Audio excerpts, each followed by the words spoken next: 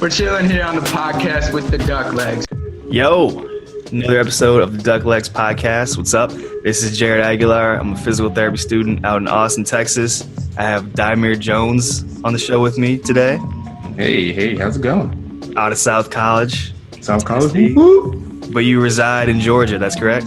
Yes, sir. You know, the dirty South. You know how we do it down here. All of us from the dirty South. And another member, the third member of the Duck Legs podcast that we have on is Tyler Adams.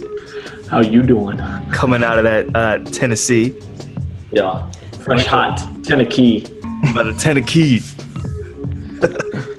Oh, man. 3-6 Mafia. Wait, 3-6 Mafia, right? Or they're from Memphis? Yeah, Memphis young buck from Nashville, right? He and I hang out together. Right. I won't tell you about like what we're doing now. That's different. 8-ball and MJG. Yeah. You may not want to hang out with Young Buck, man. Last time I heard about him, he was kind of crying on the phone with 50 Cent, but Hey, come on, man. Hip hop gets emotional, man. Yeah, I'm passionate. Man, that's my quarterback. The throwback. Right. Man, but our guest that we had on for this show is super passionate, and he's very passionate about ultrasound. Not really, but he's passionate about a lot of other things. He is the one and only Barbell Physio, Dr. Zach Long. You may know him. You may recognize his logo, the 45-pound 4 barbell plates on each side, right? With the barbell bending and Barbell Physio and blue, bold, big letters coming at you, right? You've seen that before. Yes, I have. You know what it's like on Instagram when you scroll through and you see a Barbell Physio video and you're like, oh shit, I got to stop and watch this. I'm about to learn some shit. Yeah, he's one of the people that whenever I'm on social media and I see his stuff, I automatically stop. I mean, some people, they get the glance from me, but his content, I have to stop and I have to look. And that actually made me invite him onto the show because I wanted to dive deeper into like his content and, you know, where he was going in his direction of his program, man. He's definitely one of the few physical therapists that I can say I definitely, without a doubt, want to be like and want to emulate. Yeah, I mean, he sort of kind of took the physio role and made it to what it is, right? Yeah. Mm-hmm. I mean, and we talked to him about how he built his brand, you know, what success means to him, his so-called work-life balance, or, you know, his balance between working at Carolina Sports Clinic and then running the Barbell Physio. We learned a lot about his hustle. We talked about how to negotiate. Again, you know, being a new grad, how do you step into that market as a new grad physical therapist and really get what you're worth, you know? We also talked about his passion for duck decoy carvings. He needs no introduction. He is the Barbell Physio, Dr. Long. How are you doing today? Doing great, guys. Thanks for having me. And like I said before we get started, we normally have a small intro and like the conversation to flow a little bit. How does it feel, Jared, to have an all-Southern podcast today? Yeah, Tyler and I were just talking about that a little while ago. You know, Tyler's from Tennessee. I'm from New Orleans. Daimir is from Georgia. And, of course, we got Dr. Long from North Carolina. Is that right? Yep, Charlotte, North Carolina. Charlotte, North Carolina. Nice. All of us below the Mason-Dixon. Fully Southern. Fully Southern. So this is a safe area. Southern accents can let loose here. So I can say y'all and reckon and every yonder and everything. Yeah. That's what I'm talking about. All right. Let's go for it. My Southern twang only comes out every now and then, so I don't know. Yeah. Maybe I'm not too Southern. Do you find that patients take better direction from you with the Southern accent? I don't think you hear it as much until I have a couple beers. So. All right. So just to get started, do you mind telling us a little bit about, I guess, your day-to-day job, because a bunch of people know you as the Barbell Physio and what that entails, and if you don't mind going also into how the Barbell Physio got started. All right. So the day-to-day, Monday through Thursday, kind of the 9 to 5, I'm at Carolina Sports Clinic where I'm the director of physical therapy. It's a chiro, PT, massage clinic, kind of all combined in one. We got 3 locations in the Charlotte area. And then after that, and on Fridays through the weekend, I'm usually running and working the Barbell Physio, which is my website that kind of combines the physical therapy world with the strength and conditioning world to reach out to primarily CrossFitters and Olympic weightlifters, just people that enjoy training and especially barbell movements to kind of educate them on things they can do to be healthier, perform a little bit better, and promote the professional physical therapy at the same time. Do you ever get a little gassed out running Monday to Saturday like that? Well, I've learned to take time off when I need to. Mm-hmm. So I do all my work in batches. Basically, I'll write 5 blog posts at a time and just have those ready to go for a month. But yeah, I burnt myself out pretty bad. When I studied for my SCS, so I was working in the clinic 40 hours a week. I was doing the Barbell Physio, which is usually 20 to 30 hours a week, and studying for that. And things got pretty bad.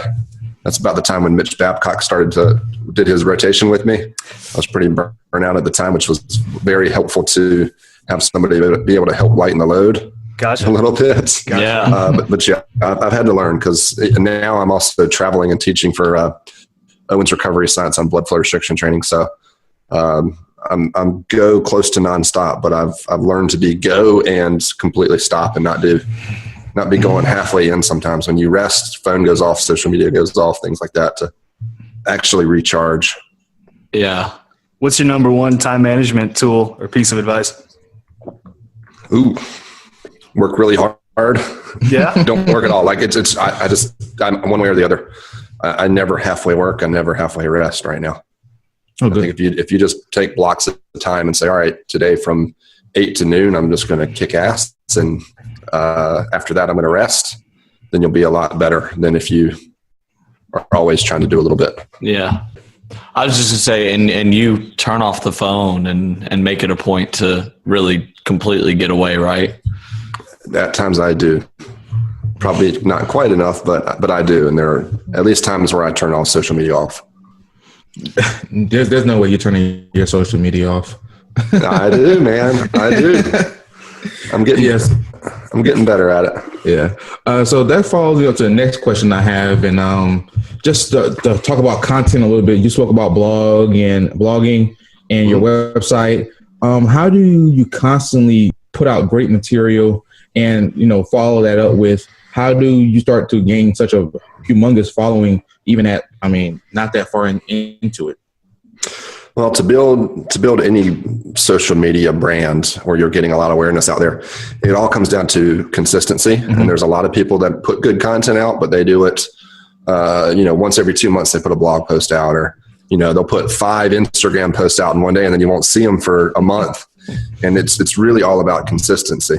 Right. And for me, like I said earlier, it's about batching stuff together. Like if you look at the pictures I've been putting out a lot lately on Instagram and Facebook, you'll see that I'm wearing the same clothes and I'm in the same location because I went to the gym one day for 2 hours, 3 hours with the photographer and took literally 2,000 pictures.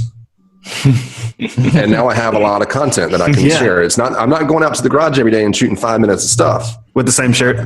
With the same shirt every day. Yeah. Okay. So that lets me be consistent and continually provide information. And then I'll do things like I have a Google Docs on my phone, and I'll write down descriptions for all of these pictures. Mm-hmm. And I can go take those pictures for 2 hours, and then I write all those descriptions up for 30 minutes or however long. And then every day I know to, go to that document, find that picture, and upload them. Mm-hmm. And just batch it all out, because it's going to take a lot less time to do it that way. If you want to go really consistent and do this like that, that's what it's going to take. And then, it's not only consistency with how you share it, but it's consistency with the content that you share. For instance, I had somebody reach out to me earlier today. They wanted to write a guest article for me, and I loved the topic of it, but it was the use of barbell training for swimmers.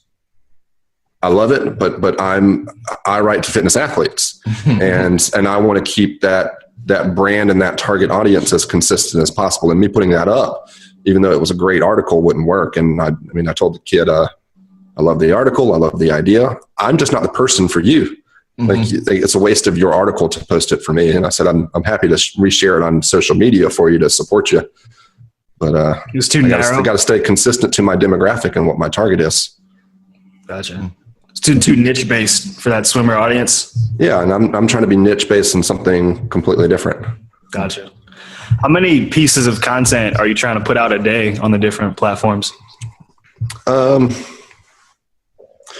I'm resharing articles every day. As far as new material that I'm doing, I would like to be putting out 5 Instagram pics or videos a week is my general goal. There have been times where when I first started doing Instagram, I think for 45 days in a row, I shared a new thing every single day. And I'm not that consistent right now, but I've got a lot more going on right now than I did when I first started. So, it's kind of hard to put out content when I flew to Tampa on Wednesday night.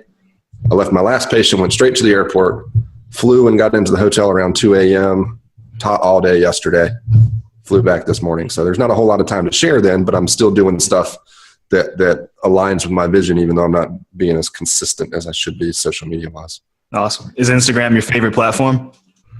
Instagram is what has given me the most success. Facebook algorithm changing makes some Facebook stuff a little bit more difficult. Instagram is where I grew the most and consistently do the best, I think. And what made you decide to start that endeavor of Barbell Physio and become the online face of CrossFit Physio? And what made you decide I've got to, in this shirt that I'm going to wake up in, I'm going to make 2,000 videos in this to post for a year? So actually in PT school, I knew I wanted to work in sports physical therapy, and I was trying to decide, what am I going to do that's going to make myself different than every other former athlete that's in physical therapy school that wants to be in sports PT. And that led to me starting my blog, which was not called the Barbell Physio at the time. And at that time, I was really writing more just to differentiate myself to potential employers and to force myself to continually improve and hold myself accountable to learning new stuff.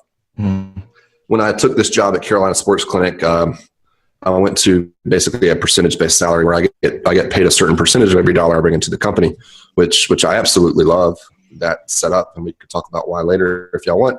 But it was very stressful to begin with when you start with 0 patients. And it took me, a solid 4 to 6 months to build up to a consistent caseload. I had some problems with insurances initially on, and I made very little money in my first 4 months. And so I, pretty much ran out of money and basically said, well, I got to do something different. I was already writing for CrossFit Journal, and I knew that there were people out there that really liked what I was saying from the CrossFit perspective, but then I wasn't using my blog to further attract those people. And so then I made a big shift and decided that I was going to go all in on the website just as much as I was on the 9 to 5. And, my sister really encouraged me to get on Instagram. So I started Instagram and Facebook, and guys like Urson Religioso and Jason Shane started kind of mentoring me a bit on how to push that forward and do better and better. And everything just took off. Yeah. So I the whole time I was doing that, well, I'll back up. Before I took this job at Carolina Sports Clinic, I was working for another really good company, but I sat down one day and I wrote down my vision statement for my life, like what my life goals were, what I was going to be down the road, and realized immediately that where I wasn't what I was supposed to be doing. So that led to me changing. And then that vision statement is something I carry with me every single day, look at it every day, and everything I do tries to match up to that vision statement of what I believe I'm called to do in the world. You mind sharing that, or is that more personal? No, I have no problem at all. The business side of it, I wrote who I am religiously, as a family member, things like that, as a person. The business side of it is changing worlds of athletic performance, injury prevention, and rehab. It's what my Twitter handle says, basically. And I'm not in any way trying to say I'm the best at that, but I'm trying to say that's what I'm going to be doing. I'm not doing it perfect now, but I write the vision statement for who I'm going to be, not who I am right now. Gotcha. Absolutely. So just to follow that up about putting out content and being really great at it, that's something that you can start doing as a student. I know that there's a back and forth between, really get really good clinically and then start having a following, or build your following slowly as you're in school, then graduate and continue on those skills. How do you feel about that? I believe that the biggest jumps I've made in my career were always made when I did things that were one step ahead of where I am currently. Okay. So when I wasn't prepared to fully understand all the science behind blood flow restriction training, I agreed to start teaching the course, which made me step my game up on understanding the back science. Right. I've consistently volunteered to do speaking things and teach seminars and write articles and stuff that honestly at the time I wasn't an expert on.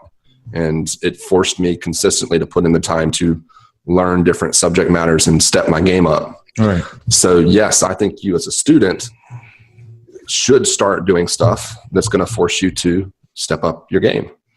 And I'm sure y'all have seen that in your podcast already, that doing this and putting yourself out there consistently makes you take steps further forward than you would otherwise do, or that some of your other classmates are.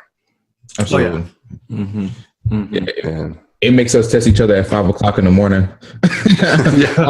Like on weekends, that's what it makes it do for sure. Be up at 5 o'clock. And then y'all are probably familiar with Gary Vaynerchuk. Yep. He also says all the time, 1 is greater than 0. So even though you're just a PT student, you have more knowledge on the body than somebody out there, than one person out there. So start putting content out and help those one people you know. Maybe you can't put out as much as Urson Religioso can, or Aaron. Barbell Physio. Aaron Swanson. But you can help people out. Yeah. And so start doing it. That was a big mind shift for me when I heard him say that 1 is greater than 0. Yeah. Yeah. And I think when I talked to Mitch, when we had Mitch on the podcast, and we talked about your his internship with you, and we brought up a bunch of Gary Vee, and we brought up something that you instilled in him when he's out there making his videos of not to feel like an imposter and to be loud on camera and be confident. And that's definitely helped me going forward. Whenever if we start to do more exercise-based videos and try to put our DPT knowledge out there, definitely going to take that into consideration and not be afraid. The imposter syndrome doesn't go away, but you got to learn to deal with it. Okay. You'll still always second guess yourself at times. Yeah. Yeah. Damn. It's good to hear it like continuously though. You hear it, you hear it again. So it's good to hear that message again and again to keep it going. You know what? I'd like to hear a little bit more, just because we were looking it up yesterday. I'd like to hear, if you don't mind, a little bit more of that percentage of the salary. I don't know if I've ever heard that before. So percent of salary is not super popular in the physical therapy world. It's very popular in the chiropractic world. But basically, all the money I bring into the clinic, I make a certain percentage of, which for me has been great. I felt like in my last job, I was always pressured with, we pay you this salary. I need you to see people and build this many units and see this many patients per week. And all these little metrics that they threw at me that always made me feel pressured. And then they would call me on, hey, you didn't see 60 patients this week, or this person you only scheduled 2 or 3 times a week. Why are you only seeing them once a week? Well, that's all they need. Has not happened once since I started this percentage-based salary. Now, clearly there would still be clinics that do that, but for me, it's all right. If I don't see somebody as often as I could convince them to, not as often as I need to, but as often as I could convince them to, that's money out of my pocket. But at least I don't feel dirty at the end of the day, like I, tried to squeeze a few more visits out of somebody that didn't need it. Yeah. And certainly people could take advantage of that the other way, but with this setup, I don't think my boss can come to me and say, hey, you're not making enough money for the clinic. Because, well, yeah, I'm doing pretty good. Yeah. And so I really like it. I really enjoy it. I like to be rewarded when I'm working hard.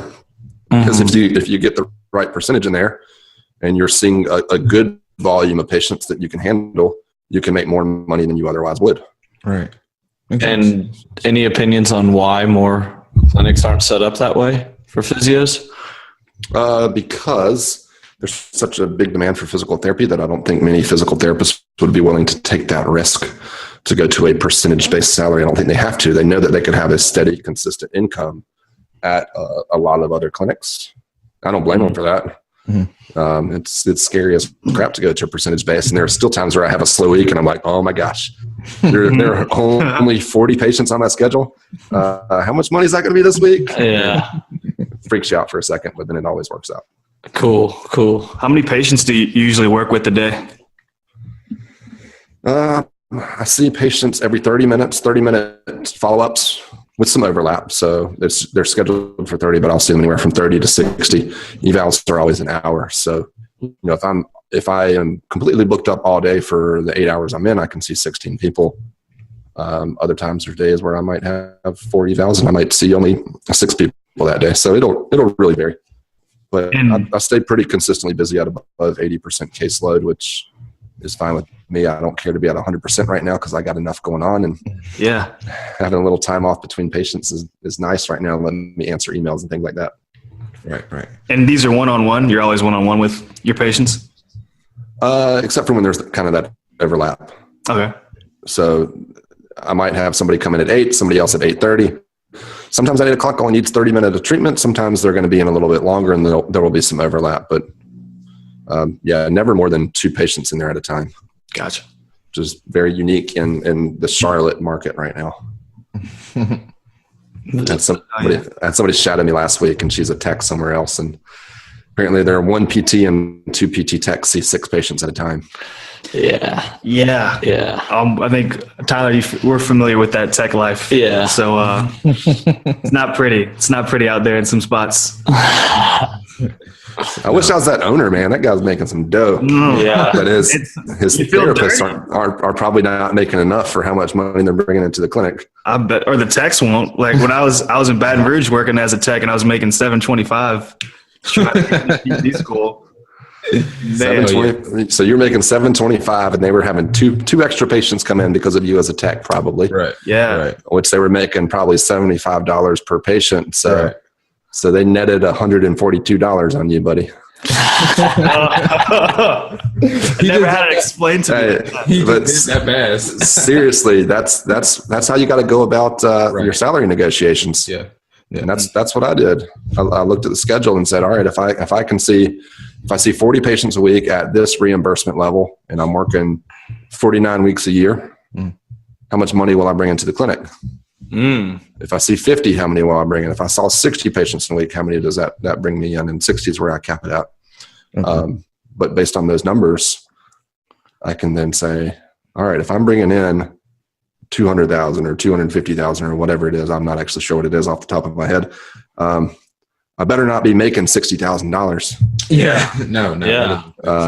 When you do it that, like we're always scared to ask for more money, and everybody's always talking about how reimbursement levels are going down and things are really tough for physical therapy. Well, there's a shit ton of money still left to be made. Yeah, there's a bunch of people making money. Seriously. One of y'all got a calculator? Somebody? Oh, I got one. Here we go. Hey, let's do some math here for somebody. Let's say, because a lot of clinics will want you to see 60 patients a week. And let's say your average reimbursement is 75. So every week you're bringing in $4,500. If you work 49 weeks out of the year, that's $220,000 you brought into the clinic. So if you're bringing in $220,000 and you're making $60,000, whoo! You got to make more than that. You left some on the table. Yeah. Yeah, just a little bit. So why do you think therapists, is there lack of knowledge of knowing the numbers, or do we just not care? Are all of our constituents or people that are in administrative positions saying this is what you make and this is what you should be happy with? Or is it a combination of all three? I think we're scared to ask for more. Y'all need to get Ben Fong on and talk to him about this. Because he's the master with this. But yeah, I think we're just scared. And I think if you really sit down and when you're talking to the business owner that you're about to go to, and you ask them what their average reimbursement is and how many patients they expect you to see, and then he offers you some number and you say, well, this is how much you're expecting me to bring into the clinic, I think you need to pay me $5,000 more. If you throw that ammo at him, like, it's going to be hard for him to come back at you and say, no, you're good at 60 or you're good at 65 or whatever. Just bring your guns with you. If you pull those numbers out, you'll be more confident. Yeah. It's funny that we're on this podcast because I asked for a raise yesterday from my boss, who's a PT, and I'm still a tech. I was like, look, dude, you want me to work a few more hours a week, and I'm still in school, and you're making me pretty much see someone else's patients because they're out right now for family reasons. I got to get paid a little bit more because I basically see them almost one-on-one. You're not really watching me. You're more in there typing up notes. So I didn't want to put that personal plug in there, but I was like, I got to right now. I have to. And I'm like, well, if I can do that with him where someone I'm comfortable with, I mean, you best be for sure someone I don't know. I'm like, hey, I'm going to need $10,000, $15,000 more just based on the numbers. Yep. Yeah. I was like, hey, and he said, okay. He said, okay. He said, you're right.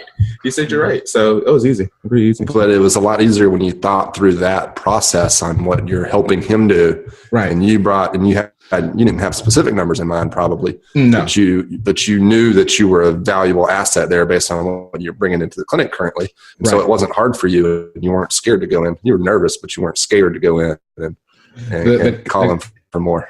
Yeah, the conversation kind of started off like just a general conversation. He said, hey, I want you to work more hours. And I said, okay, pay me more. And it started off almost like a joke. And he was like, okay, so what are we talking? And that's where the conversation happened. So I was like, okay, cool. Yeah.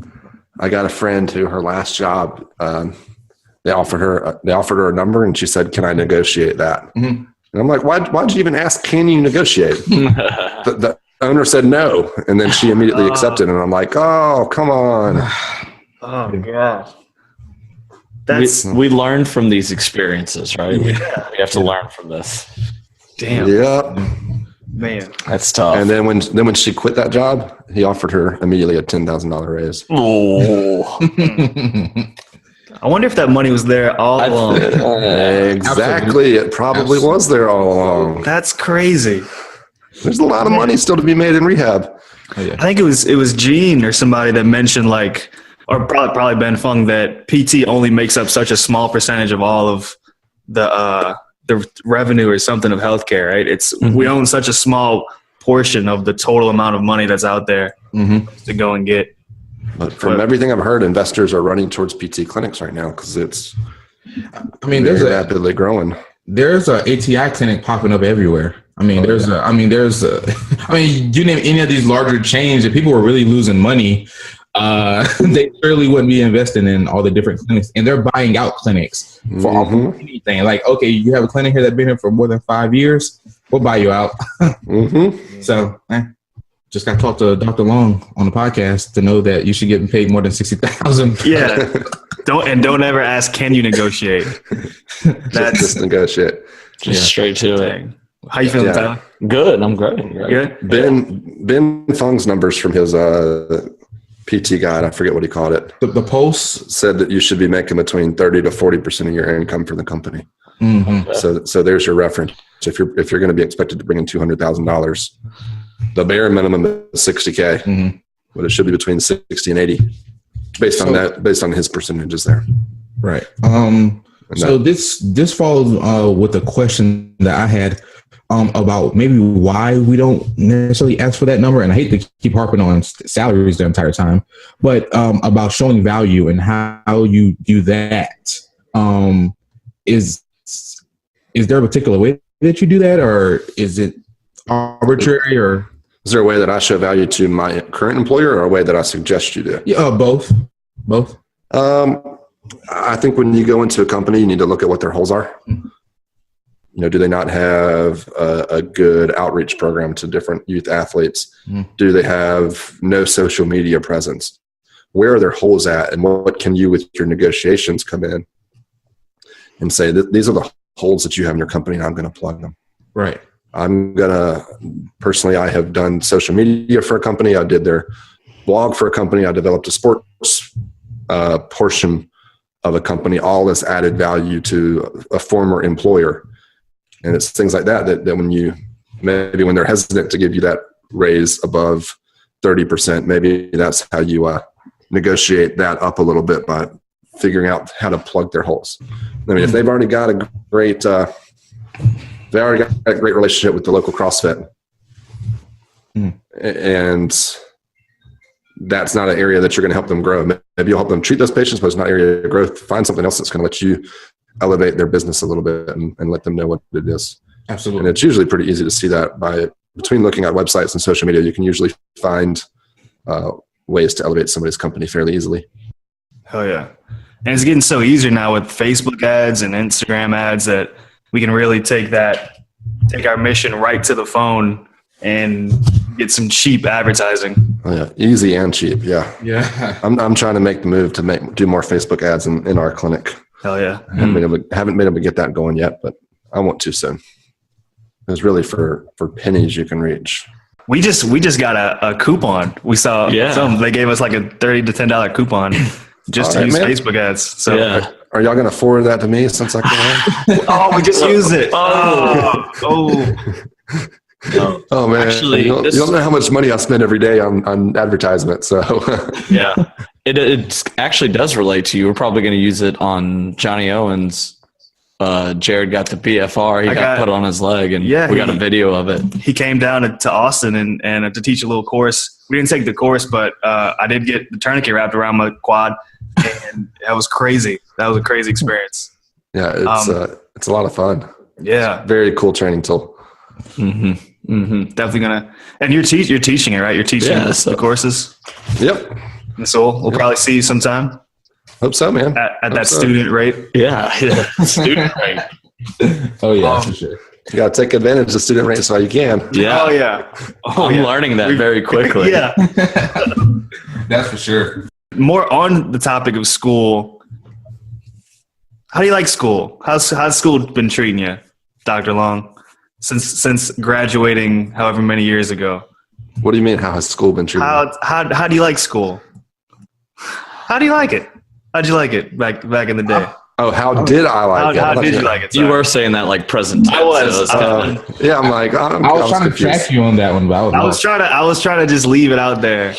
I didn't want to. You wanted to open it. Yeah, just throw school out there for him. What do you think of school? Physical therapy school was all right. I think I would have much rather gone somewhere.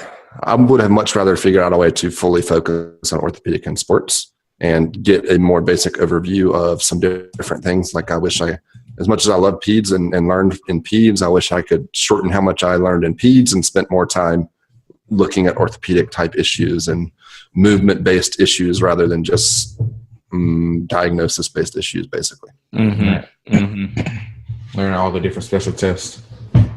Yeah, I never do special tests. Almost never do special tests. No? But I spent so much time learning them. I don't get that. I don't get why special tests aren't being used more. How can we incorporate sarcasm? No, that's no sarcasm there. Okay. Is there a way to incorporate more movement-based activities and learning in PT school? Because I know I've recently joined a CrossFit gym, and I'm recently delving into the CrossFit community, and I've been going to CrossFit class about a couple months now, maybe like 4 months. And from the coaching at CrossFit Austin, shout out, it's amazing. And from the day one of like the preparatory courses, before I could even take the classes, they did movement screens and just a bunch of great movement assessments. And while I was just going through their motions and their prep courses, I was like, man, I wish I could have this type of shit at physical therapy school. Because it was just a coach looking at the way I moved, looking at like, oh, we could, your ankles do a little something funny here in this overhead squat position. And it's like, damn it. Yeah. Like I knew this, I knew I did this, but I never, all these PTs that teach us at school, we never broke down any of these positions, any quality of movement. And not to diss school again, but I would love to have some movement training or to get that coach's eye while in PT school. And you give me a little pat on the back. Let it out, man. I just wanted some movement, man. There are very few physical therapists out there that I think can match the movement quality education of most of the CrossFit seminar staff. Mm-hmm. Oh yeah. I agree. Myself, I mean, I guess if I asked y'all what movement pattern do you know me best for? The squat. You'd probably say the squat.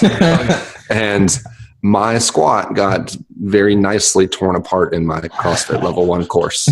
And, I go in there confident that, I know what a stinking squat is. I know how to squat. I've been doing this I've been squatting for the last 15 years with weights. Yeah.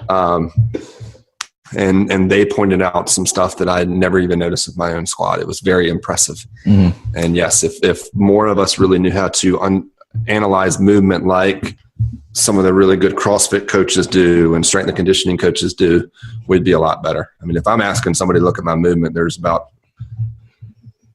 could think of 20 strength and conditioning people that I'd have do it, and maybe 5 clinicians that I would call up and say, hey, will you really analyze my movement pattern? Like the strength and conditioning world is whooping our butts so much in that. So APTA. we're not the what's the APTA thing? We are the movement experts. Yeah. We are the movement experts of the medical world right now. Right. We're not the movement experts of the world right now. That's for sure, in my opinion. I didn't see that little parenthetical, that little The that medical. small text right beneath. Only in the medical world. Yeah, that's subscript, really small. Right. That's when Really you always small. see those cool studies where we're like the most educated orthopedics, outside of a orthopedic surgeon, but then it doesn't tell you that you look outside the medical world, we're getting whooped. Absolutely.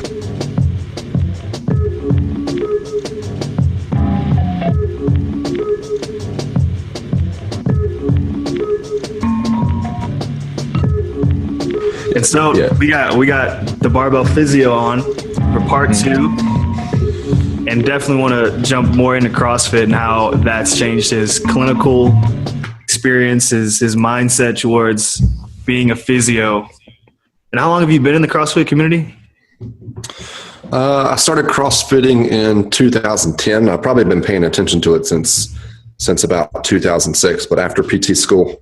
Actually, no, that was 2013 is when I started CrossFit.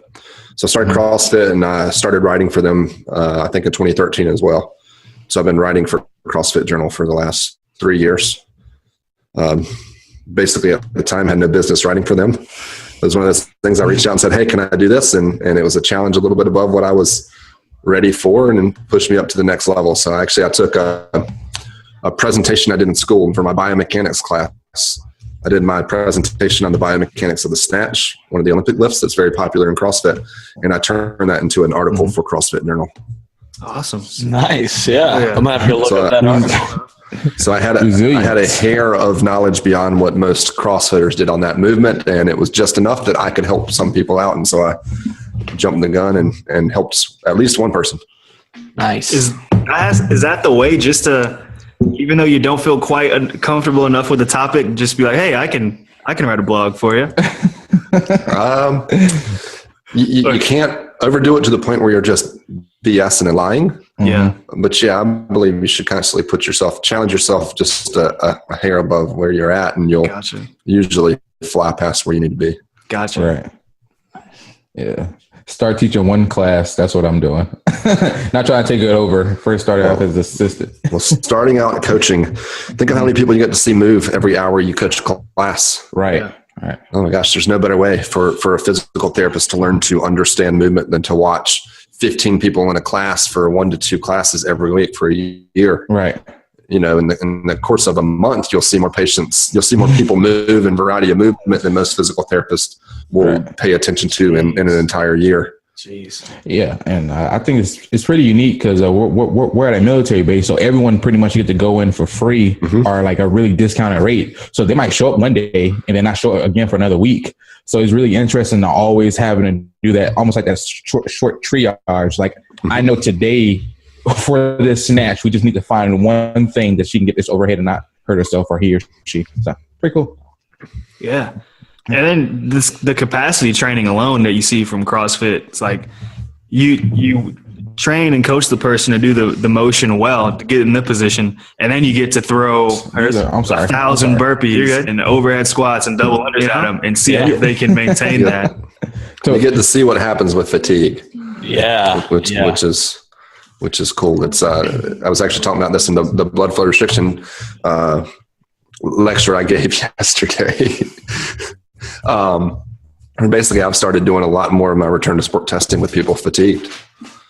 Because things are really going to change. Yeah. And I've actually taken a couple ACLs and we've done BFR to get them really, really fatigued before we do like Y balance testing to look at how they move side to side with that. But when do ACL tears happen? Yeah. Fatigue. So let's not test them when they're fresh. I do feel like that's a little bit kind of almost opposite, but on the same lines as SFMA's theory of no warm up, straight to movement. Straight top tier. Yeah, top tier. That's all done, no warm up. So it's kind of like the same thing, but SFMA is a baseline. SFMA is, and y'all know by looking at my stuff that I absolutely love the SFMA, but just because somebody's SFMA is bad, it doesn't mean their movement's bad. Mm-hmm. And a lot of Stu McGill's research has shown that people with bad FMS scores or people whose squats look bad without weight, you'll see a lot of different stuff when they go to movement wise. And he's repeatedly shown that in some research. His Stanford lecture series with Gray Cook is great, and y'all should definitely try to check that out. To hear them both debate back and forth, two guys that have done so much good, but look at stuff a lot differently. So, I typically, like, if I'm wanting to see how somebody moves, I'll use the SFMA as a baseline to maybe figure out where we need to make some improvements, and then I'm going to look at them actually perform a weighted overhead squat and see, does the SFMA stuff correlate with what I see with the weighted squat, or does it not? You can't just look at SFMA and extrapolate what they're going to do with movement, and you can't just assume because they have a good SFMA that their movement patterns under load and fatigue are going to be good. So I'm very big on, if I'm doing an assessment, obviously after the subjective, I will probably run most people through the SFMA. Then I want to look at the movement patterns that are actually causing them pain. We'll get people doing push-ups and pull-ups and squats and things like that to look at a more specific viewpoint for that athlete. Mm-hmm. Is there anything remarkable or something that goes against the status quo that you see when you find that group of patients that have a not so favorable SFMA score, but then you put them under load or an overhead position or some other type of position, and you're like, okay, so you can do that, or that looks totally different now that we have load instructing or something else going on? I'll say the one that I see the most is, so you see a lot of people with good active thoracic spine mobility, or excuse me, passive thoracic spine mobility, but their active mobility is not very good. So if we're looking at SFMA, that's a stability motor control dysfunction of the thoracic spine. Yeah. And so I put out a lot of stuff on how I treat that and correct it. Yeah. But there are also plenty of times where I see people that have this SFMA thoracic spine stability motor control dysfunction, and they do an overhead squat and they're in great positions. And I'm like, well, overhead squat uses every bit of thoracic spine mobility you have. So when they have load on, they actually use what's available. You'll see that a lot. Sometimes you'll see people that can't quite squat parallel without weight, and there's usually some issues for that, but then you put a barbell on the back and they get down there. It's the load stimulus allows you to find that neurostability. Yeah.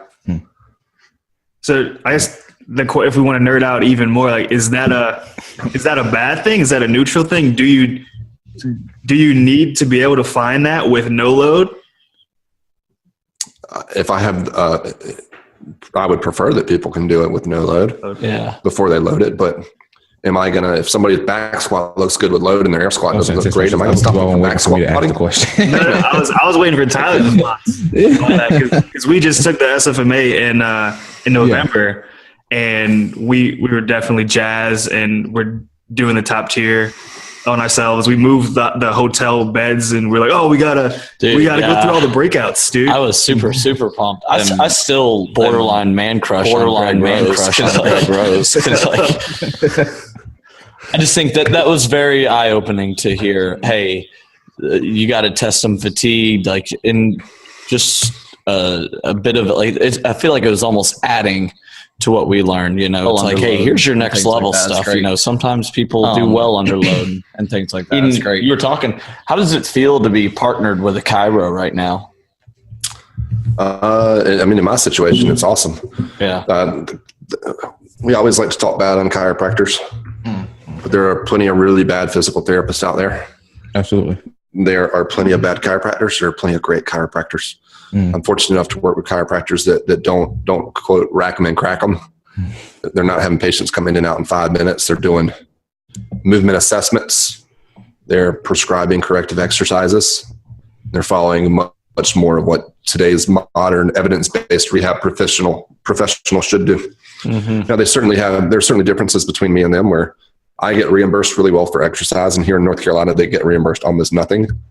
So basically, they're only paid for manual therapy. So that does make it harder for them to take a lot of time and work through several different variations of a corrective exercise to find the exact same one, because look, they got bills to pay. Yeah. And I'll be honest, if I was only getting paid $7 per unit of therapeutic exercise, I wouldn't be able to pay for my family's food and pay off my student loans if that's what my system was set up as. So but they do good work, and we've been able to develop some great relationships within the clinic as far as understanding who to refer to and when.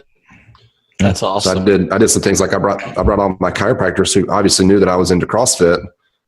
I did some local CrossFit seminars to coaches, and I'm always trying to get one of them to come with me and help me teach to give me some more assistance on helping these coaches and athletes move better, but also to showcase to them, because they can't always see what I do in the clinic, to showcase to them like, hey, this area, or fixing shoulders, that's what you need to send me. Mm-hmm. You need to send me these guys, because I'm going to be able to break it out in this much. And the more I have given to them, the more I've received from in-house referrals from them. That's awesome. Cool. So you guys refer in-house. Like once they get to you, you'll send them up. Wow. That's awesome. I'll send to them. They'll send to me. Wow. There are things that I don't treat, and I don't care to ever treat TMJ. I don't particularly enjoy treating neck pain. And I am more than happy to refer somebody within my practice or out of my practice that does better than me. Yeah, I just referred somebody to a hand specialist the other day. Really? Did y'all see that post on Facebook? I didn't. My rant on ultrasound? Oh, that one. Oh my gosh. Please talk about it, please. Yeah, about ultrasound. How great is it, right? So I have a CrossFit Games athlete that I've worked with, rehabbed her after a knee surgery. And she then ends up messing her hand up in a rough accident, ended up having to have hand surgery. And she was asking me about physical therapy, and I just straight up said, I don't treat hands.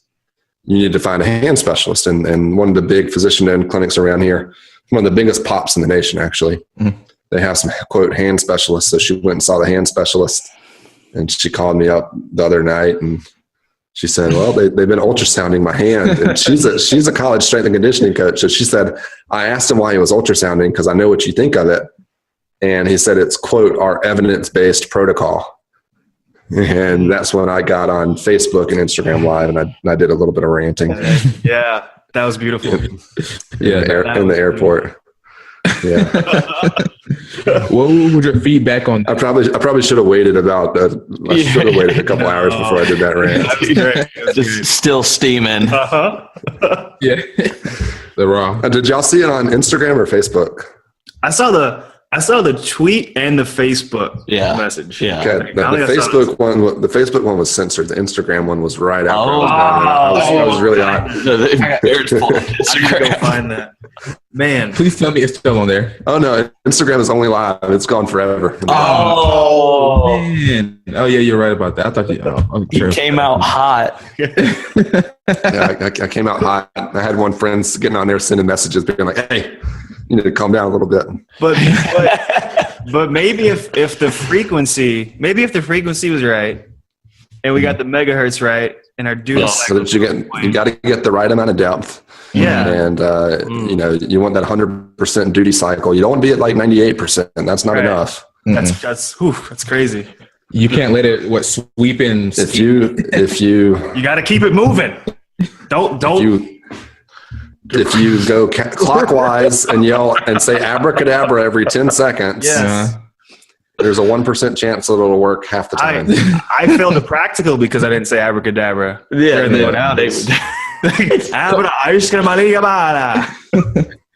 for the most part, people that saw that were other clinicians that liked it. Mm-hmm. I had 2 people get on me for it, and that's all right. So I'm going to switch. Basically, said, "Why are you getting on other clinicians in our profession?" And I said, "Because I'm embarrassed. I'm embarrassed that they're in my profession." Mm-hmm. Yeah. Then another one told me to not start. Said, "Quote: As a novice professional, you shouldn't start a war with that big of a pops." He's talking to you? He's talking to Barbell Physio? Yeah. No, we'll take care of that. I mean, he's talking to the evidence that's out there. I mean, you weren't saying anything that was wrong. You were just quoting the evidence that was out there. That's been well. I was a little bit of a butthole about it, but that's all right. The delivery doesn't mean that the truth isn't heard somewhere in there. There are 3 types of people in this world, gentlemen. Mm-hmm. Go look up 3 types of people in this world: Team America, World Police, and then come back. I can't finish the rest of the statement. There's 3 types of people. You know it. There's ultrasounders, there's barbell physios, and there's southerners. Some of them overlap. Yeah, go look that up. You'll learn a lot about life. Yeah. I need to go check that Don't watch it with little kids around. No. Do you know that? Have you seen that movie, Jared? The America. What's it? Team America World Police. Yeah, Team America. I've seen it. I've seen parts of it. I can't remember that part. You're the Shout out comedy to guy. South Park. Yeah, shout out to those guys are geniuses. All right, I've got a question for you. Coming back a little bit more to movement, how do you feel about people doing exercises through like half range of motions, and when do you think is it appropriate? You know, Before or after ultrasound? before or after ultrasound?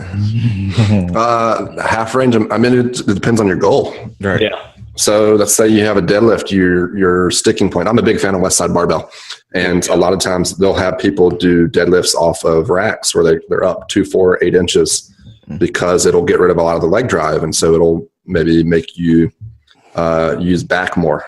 So partial range of motion stuff certainly has its place. There's some elite sprint coaches out there that only do partial range of motion squats. Mm-hmm. Now, if I see some random person at the gym loading 405 up and, going down 6 inches and walking around like he's strong and he's not doing it for a purpose other than to put more weight on the bar and not know how to actually squat, then I don't agree with that. But there are definitely plenty of times where partial range of motion is great. And I think actually if we understand that more as rehab professionals, we can probably get a lot of our athletes moving better and performing more. So take somebody that's having knee pain and they want to squat or they want to do CrossFit. So maybe they can't squat down to parallel, but maybe they can do a box squat where we set the box slightly above parallel. Mm-hmm. We at least get them doing a squat variation, or we get them doing heavy sled pushes where they're not going through quite as much range of motion. And we can still have them working performance gains without loading tissues that currently aren't able to be loaded. Mm-hmm. So partial range of motion can be amazing tools for performance, for rehab, all kinds of things. Mm-hmm.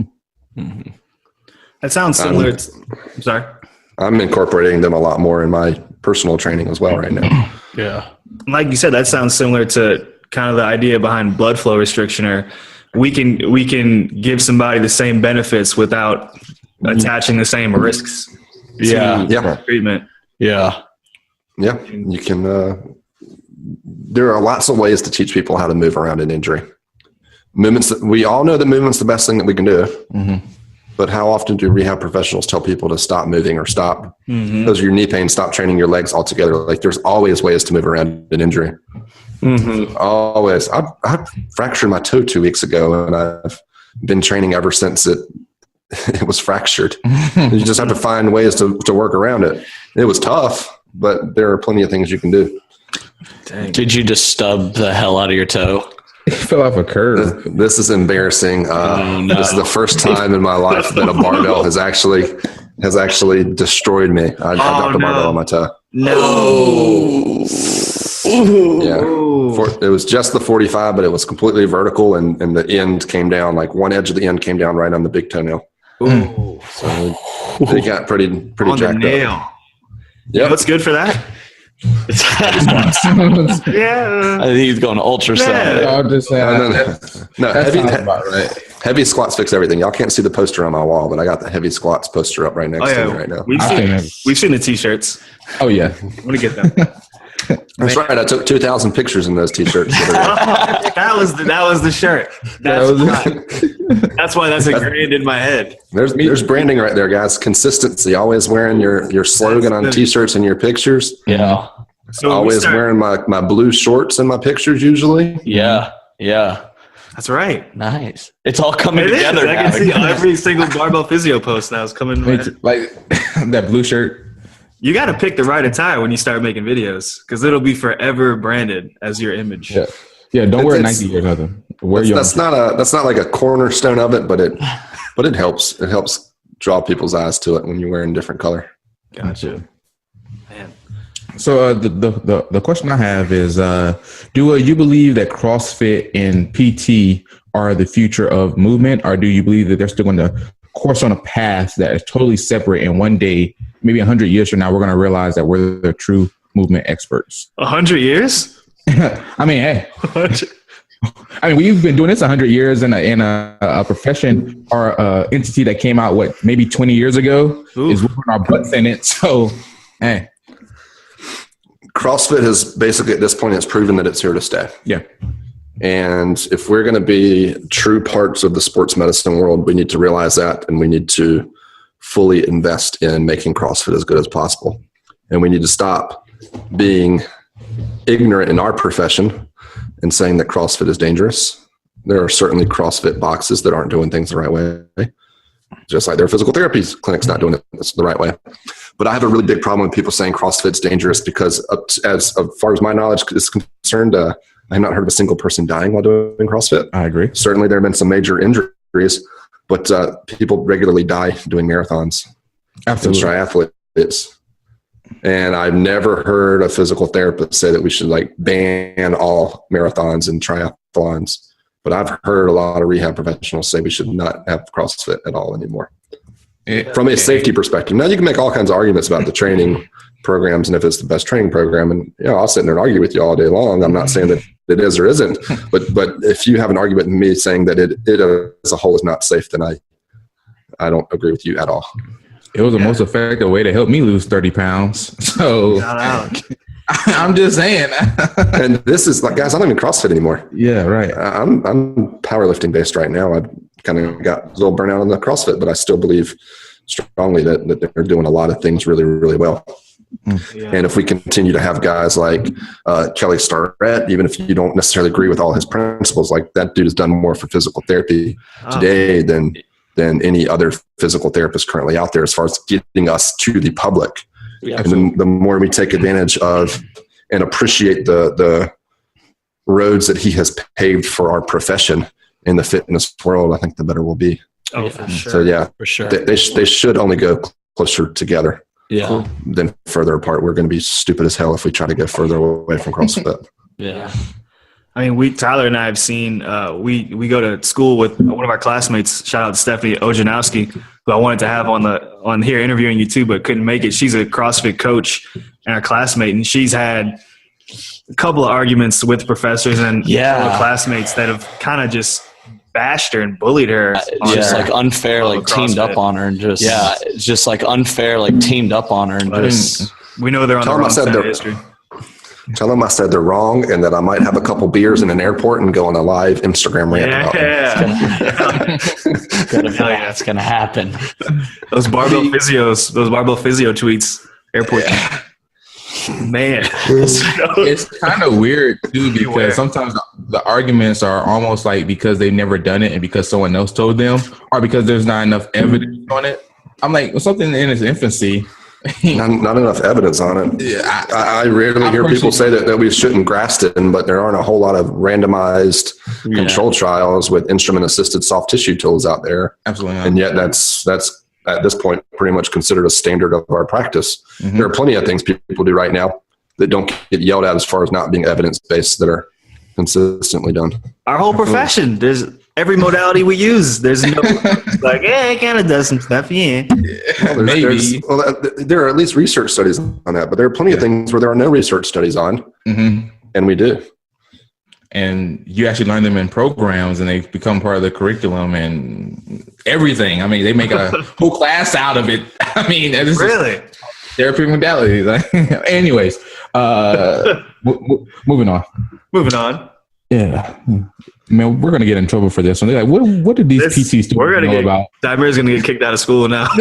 You got to get a phone call. Program, you know my program. They're saying use it sparingly. Some programs, they spend a whole hour and a half every day using it. So let's go to the masses.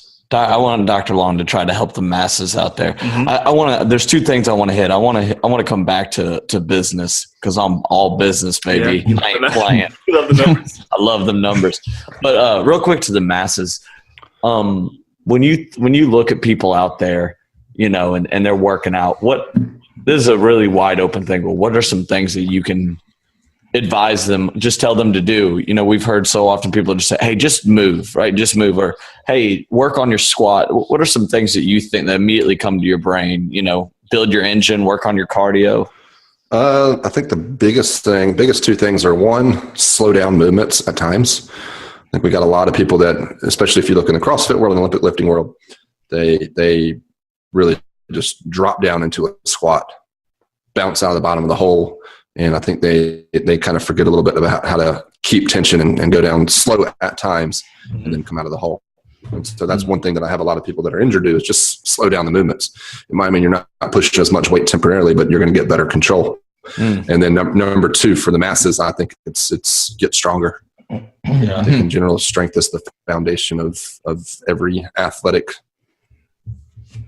physical fitness capacity. And I think, consistently endurance runners have been shown to improve when they move their strength up. Obviously, strength athletes get better when their strength goes up. And I think if more people would put a consistent focus on actually getting stronger and pushing weight and resistance, they would get better. And there's a big difference between doing strength workouts and getting stronger. Yeah, that is true. But won't girls get bulky from lifting? They will get bulky. Yeah, probably really bulky. Like I actually bigger than me. Like I was ranting about the other day. I was like, do girls really still think that? Like, they do. I have a sister. I had 2 conversations last week about it, and she's in the military. Doesn't matter that we absolutely know that they don't have the ability to put on muscle mass. I always tell people this because I'm not going to get an argument. I'm like, hey, you don't have enough testosterone to build serious muscle, or that the women that you have seen that are bulky were either genetically that way or have trained consistently with the goal of putting muscle mass on. I just say, you know what? Do you think you'll magically overnight gain too much muscle, or could you do some strength training, improve your strength overall by 10%, be healthier? And if you start to feel like all of a sudden you're getting too bulky, then stop. Yeah. You know what? If they actually listen to that, they'll never get to that too bulky stage. I'm telling my sister that, like, after we get off of here, I'm like, look, once your arms start getting too big, you just stop. Yeah, stop. Yeah, just stop. Just every month, take a picture. When you magically get too bulky, then stop. Like, you know what? My arms are way too big now. Like 3 years later, like, just stop. You can always stop. Meanwhile, you gain 100 pounds on your squat and everything else. So, anyways. And don't do sets of 8 to 15.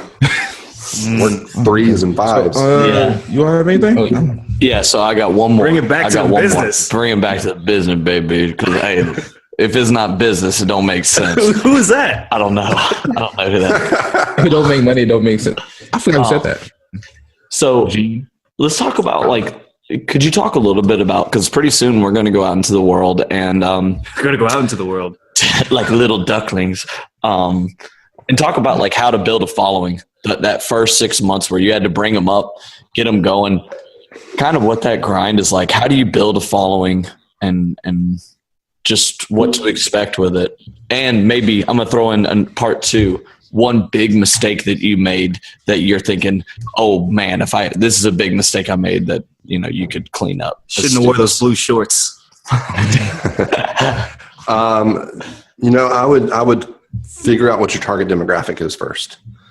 So a lot of people will talk about making an avatar. Like, you make an imaginary person in your mind of who you're reaching out to. And mine is basically me if I wasn't in physical therapy school. Somebody that really likes to Olympic lifting, powerlifting, CrossFit style stuff. And if I didn't have the PT knowledge that I had right now in my strength and conditioning background, what would I want to know? And follow that target demographic. And then look really closely at where the holes are. All right. So, for instance, Kelly Starrett's done a lot of great work, but what does Kelly Starrett talk about all the time? He talks a ton about mobility.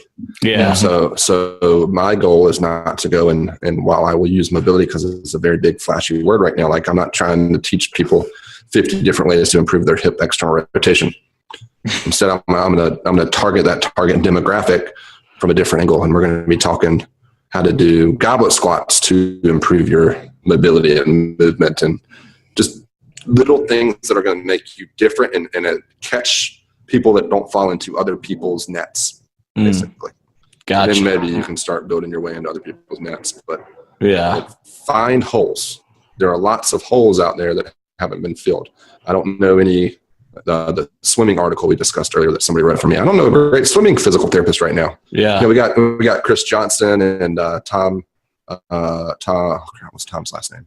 Tom over in England, UK, the running physio. Oh yeah. We got some good running people. We got some good people around barbells and CrossFit.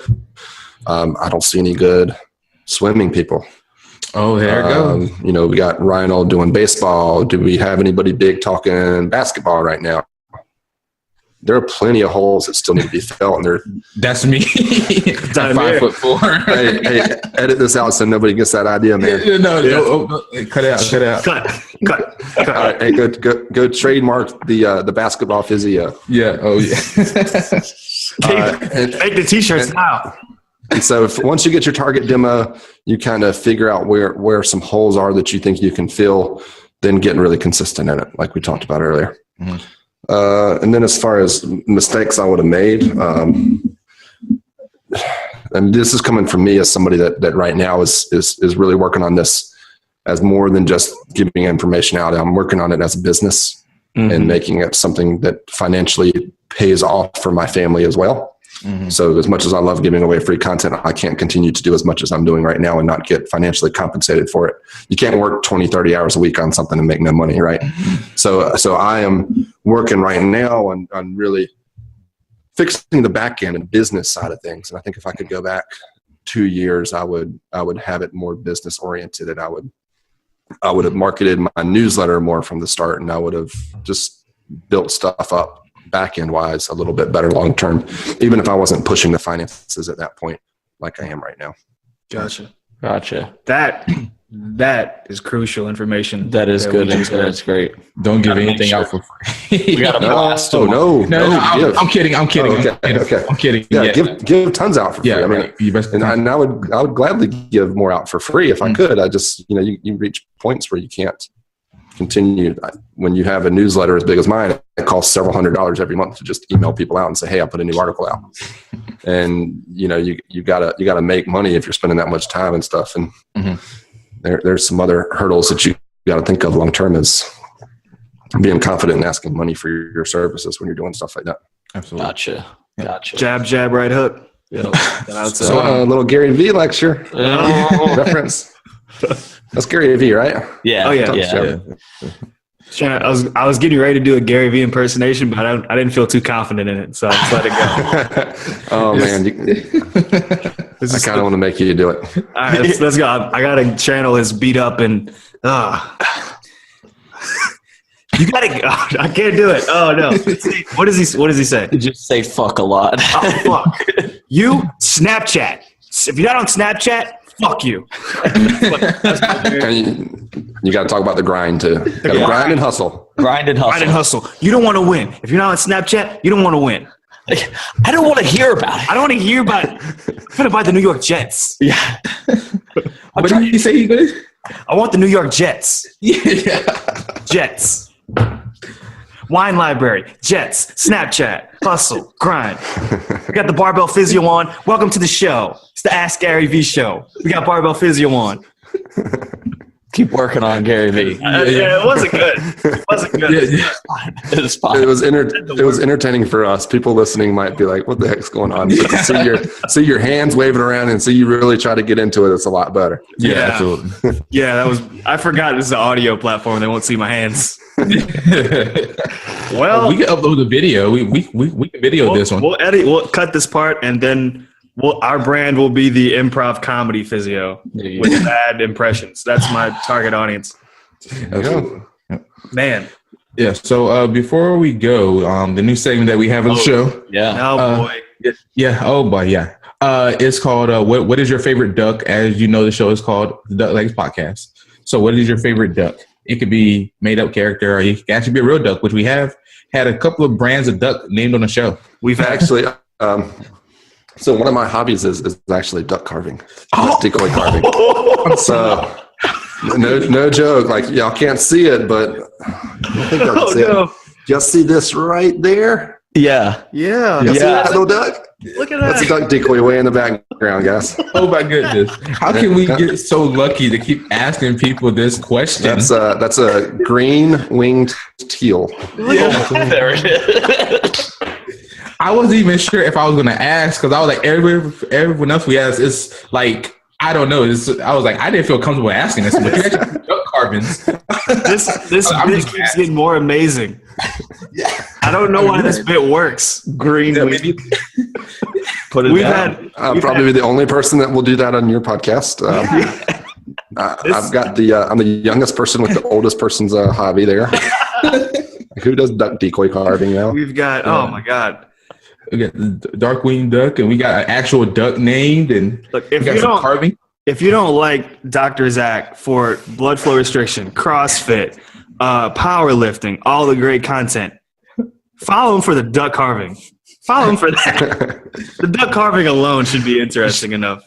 I'll have to start putting that up on my social media more. Yes. Yeah. Absolutely. Every exercise video will have a little duck carving in the back. I put one picture up of that. So I had 1 week where I did a BFR talk at Clemson University. I hosted a private clinic. I hosted my Analyzing the Squat webinar. And then I went to my mom's preschool class and showed them my duck decoys. Talking about a wide range of presentations for that week. The best part of the week was showing the kids, right? No, it was Clemson. Big Frank, mom's devastated. ACC national champions in football. I'm a Tar Heel, but I'll take an ACC champion over SEC any day of the week. Absolutely. Yeah. Well, I'm an SEC person, but that's all right. We'll forgive you. So before we get bounced off of this Zoom, do you have any personal plugs? I know that you just released a shoulder series. Do you have any personal plugs you want to give any Twitter handles? Yeah. Twitter is @ZlongDPT. You can hit up Instagram and Facebook. That's the Barbell Physio. And check out my latest product, which is Shoulder Performance for the Fitness Athlete, where I take you through the different tests and some of my favorite corrective exercises that I use with CrossFitters and Olympic lifters to kind of bulletproof their upper body. Oh, cool. Oh, yeah.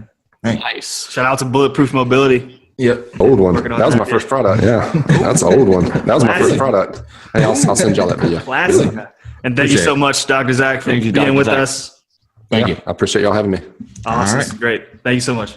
Have a good night. Keep carving those ducks. Yeah. We're chilling here on the podcast with the duck legs.